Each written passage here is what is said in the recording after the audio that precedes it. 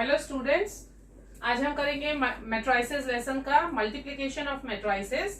9A और 9B जो exercise हमने की थी उसमें एडिशन और सब्ट्रैक्शन हो गया था, जो कि बहुत ही सिंपल था। अब हम करेंगे मल्टीप्लिकेशन। मल्टीप्लिकेशन में आपको मल्टीप्लिकेशन किस तरीके से करना है, सबसे पहले first half of the video में आपको वो लर्न करना है, क्योंकि वो टोटली न्यू टॉपिक है। उसके बाद फिर हम एक्सरसाइज की तरफ आएंगे। तो सबसे पहले मल्टीप्लिकेशन देखिए हम कैसे करेंगे। जैसे एडिशन और सब्ट्रैक्शन में जरूरी था कि मैट्राइसेस का जो ऑर्डर है, आई होप आप लोगों को याद होगा कि मैट्राइसेस का ऑर्डर किसे कहते हैं। तो अगर ऑर्डर सेम होता है तो एडिशन और सब्ट्रैक्शन के लिए वो मैट्रिक्स कंपैटिबल होते हैं, लेकिन मल्टीप्लिकेशन के लिए जो रूल है वो डिफरेंट है। मल्टीप्लिकेशन के लिए अगर आपके पास एक मैट्रिक्स है, सपोज 1 2 3 4, इसका ऑर्डर होता है number of rose multiply by number of column. तो इसमें रोज जो है वो कितनी है 2 और कॉलम्स कितने हैं 2, इसीलिए इसका ऑर्डर हो गया 2 by 2। अगर दूसरी मैट्रिक्स जिसमें नंबर ऑफ रोज जो यहाँ नंबर ऑफ कॉलम्स है उसमें नंबर ऑफ रोज होने चाहिए। अगर एक मैट्रिक्स का नंबर ऑफ रोज दूसरी मैट्रिक्स से नंबर ऑफ कॉलम्स के बराबर होगा तो ही it is compatible for multiplication. For example, अगर मेरे पास यहाँ 2 रोज हैं, से x एंड y, कॉलम एक ही है लेकिन रोज 2 हैं, तो इसका ऑर्डर हो गया number of rose 2, number of column 1। इस मैट्रिक्स का ऑर्डर हो गया है 2 by 1। तो हम यहाँ देखिए, यहाँ नंबर ऑफ कॉलम्स 2 है और यहाँ पे नंबर ऑफ रोज 2 है। ये नंबर और ये नंबर सेम है, तभी हम कहेंगे कि ये मैट्रिसेस मल्टीप्लाई हो सकते हैं, otherwise they are not compatible. जो प्रोडक्ट होगा, जब मैं इन दोनों को मल्टीप्लाई करूंगी तो जो प्रोडक्ट मैट्रिक्स होगा उसका ऑर्डर हम कैसे निकालेंगे, उसके ऑर्डर के लिए आप ये नंबर यूज करेंगे। यानी प्रोडक्ट मैट्रिक्स का जो ऑर्डर होगा वो होगा 2 by 1। 2 by 1 यानी प्रोडक्ट मैट्रिक्स जो होगा उसके अंदर 2 रोज होंगी और एक ही कॉलम होगा, यानी इस तरीके का होगा 2 by 1। ये चीज सबसे पहले चेक करते हैं मल्टीप्लिकेशन के लिए। जब उन्होंने मल्टीप्लाई करने के लिए कहा है, इसका मतलब they will be compatible, that is why they are telling to multiply the matrices. लेकिन अगर कहीं कहीं पर ऐसा होता है कि पूछते हैं कि ये मल्टीप्लाई हो सकता है, इफ पॉसिबल तो आप मल्टीप्लाई करें, तो सबसे पहले आपको ये चेक करना होगा कि ऑर्डर में फर्स्ट मैट्रिक्स का number of columns must be equal to second matrix का नंबर ऑफ रोज। तो स्टार्ट करते हैं हम मल्टीप्लिकेशन किस तरीके से करेंगे।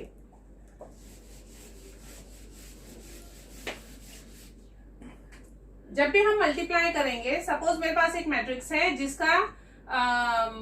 जिसके एलिमेंट्स है A, B, C, D। दूसरी एक मैट्रिक्स है जिसमें एलिमेंट्स है suppose X, Y, Z, O। Suppose मेरे पास ये 2 मैट्रिसेस हैं, तो जब मैं इन्हें मल्टीप्लाई करूंगी तो किस तरीके से करूंगी, जो मेरा ऑर्डर होगा फाइनल ऑर्डर, जैसे मैंने अभी आपको बताया, इसका ऑर्डर है 2 by 2 और इसका भी ऑर्डर है 2 by 2, तो मेरे प्रोडक्ट मैट्रिक्स का भी ऑर्डर क्या होगा 2 by 2। तो 2 by 2 का मैट्रिक्स मुझे यहां मिलने वाला है। तो मैं एलिमेंट्स जब मैं प्रोडक्ट लिखते जाऊंगी तो किस तरीके से लिखूंगी, ऐसे। फर्स्ट एलिमेंट मैं यहां लिखूंगी, सेकेंड एलिमेंट यहां लिखूंगी, उसके बाद थर्ड यहां पे आएगा और फोर्थ यहां पे आएगा। तो उस वक्त आपको एक याद रखना है, जब हम मल्टीप्लाई करते हैं तो किस तरीके से करेंगे, फर्स्ट रो को फर्स्ट कॉलम से मल्टीप्लाई करेंगे और यहां पे नंबर्स लिखेंगे और ऐड करते जाएंगे।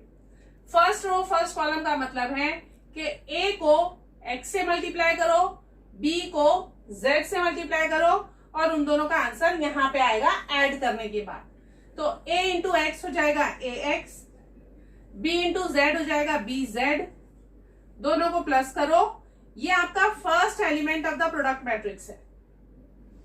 इसके बाद मैं इस तरफ आऊंगी, नीचे नहीं लिखना है नंबर, आपको ये चीज याद रखनी है, ये क्रूशियल पॉइंट रहता है जब बच्चे मिस्टेक करते हैं। यहां नंबर लिखना है, यहां नहीं लिखना है।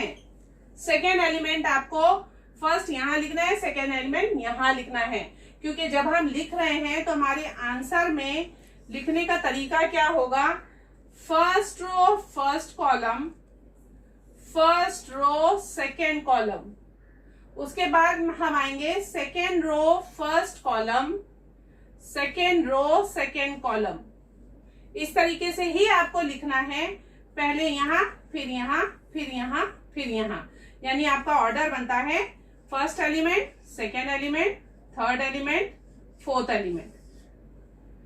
एलिमेंट्स कहां आप लिखेंगे प्रोडक्ट, वो बहुत इंपॉर्टेंट है, अदरवाइज आप लोगों का आंसर रॉन्ग हो जाएगा अगर आपने रो को कॉलम बना दिया या कॉलम को रो बना दिया। ये चीज आप दिमाग में रखिए।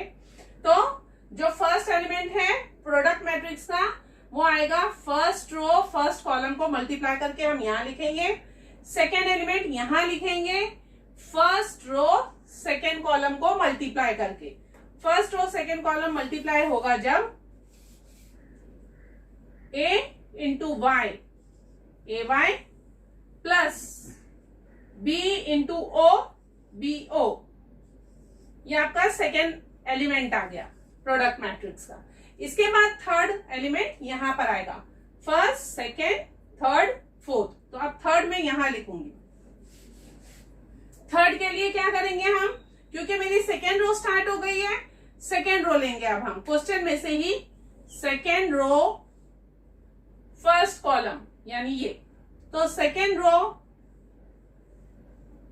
c into X, C X plus d into Z, D Z. उसके बाद सेकेंड रो सेकेंड कॉलम यहां पे आएगा, यानी यहां लिखूंगी सेकेंड रो का c और d, सेकेंड कॉलम के y और o से मल्टीप्लाई होंगे, तो c into Y, C Y plus d into o, D O. ये होगा हमारा प्रोडक्ट मैट्रिक्स। क्योंकि यहाँ अल्फाबेट्स थे, हम प्लस नहीं कर सकते, ऐसे ही छोड़ दिया। जब हम नंबर्स लेंगे तो नंबर्स को हम बाकायदा मल्टीप्लाई करेंगे और प्लस माइनस करेंगे। तो हम इसी तरीके से ये वाला क्वेश्चन करने की कोशिश करते हैं ताकि आपको क्लियर हो जाए कि मल्टीप्लिकेशन कैसे होता है। अब एक बात आप याद रखें कि मल्टीप्लिकेशन ऑफ मैट्रिसेस में जो अलजेब्रा में हम आइडेंटिटीज यूज करते हैं कि a plus b the whole square is a square plus b square plus 2ab, वो यहाँ पे एप्लीकेबल नहीं है। ये नहीं होगा कि आपको a स्क्वायर कह दिया है तो आपने सीधा नंबरों का स्क्वायर कर दिया और आंसर लिख दिया। That is not possible in case of matrices. Addition subtraction हम नॉर्मल अलजेब्रा की तरह कर सकते हैं मैट्रिसेस का, लेकिन मल्टीप्लीकेशन के टाइम पे स्क्वायर करना है या अगर a into B is b into A करना है तो वो पॉसिबल नहीं होगा, क्योंकि a इंटू बी का आंसर डिफरेंट आएगा, b इंटू ए का आंसर डिफरेंट आएगा।